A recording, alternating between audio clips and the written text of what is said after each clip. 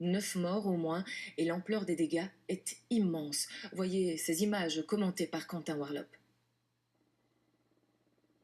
Vu du ciel, de l'île de Saint-Martin, il ne reste presque plus rien.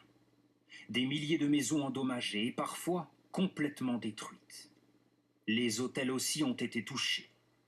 À l'intérieur, des débris jonchent le sol. Les touristes, eux, se sont mis à l'abri. L'œil du cyclone Irma, c'est 50 km de diamètre. Un monstre venu frapper les 35 000 habitants de l'île, dont la superficie n'est que de 87 km².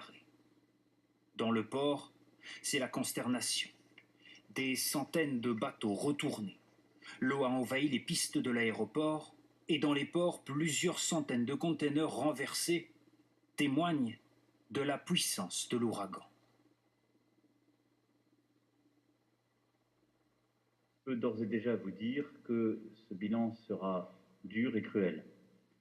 Nous aurons à déplorer des victimes et les dégâts matériels sur les deux îles sont considérables. Car une autre île française a aussi été touchée, Saint-Barthélemy, un peu plus au sud. Les premiers efforts sont d'abord de permettre que pendant les prochaines heures, les gens puissent continuer à s'alimenter, à avoir de l'eau. Des scènes d'apocalypse à Barbuda aussi. Nous sommes à 150 km de Saint-Martin. Ici, la moitié de la population est sans abri, 90% des maisons sont endommagées. Certains bâtiments ont été totalement démolis. C'est incroyable. L'île est littéralement sous eau. L'ouragan Irma, le plus puissant jamais connu dans l'Atlantique, remonte à 26 km/h. À Porto Rico, plus au nord, c'est la panique.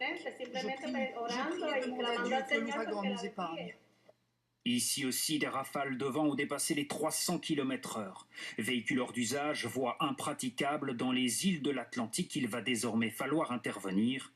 Mais les secours et l'aide internationale ont du mal à accéder sur les lieux touchés par la tempête.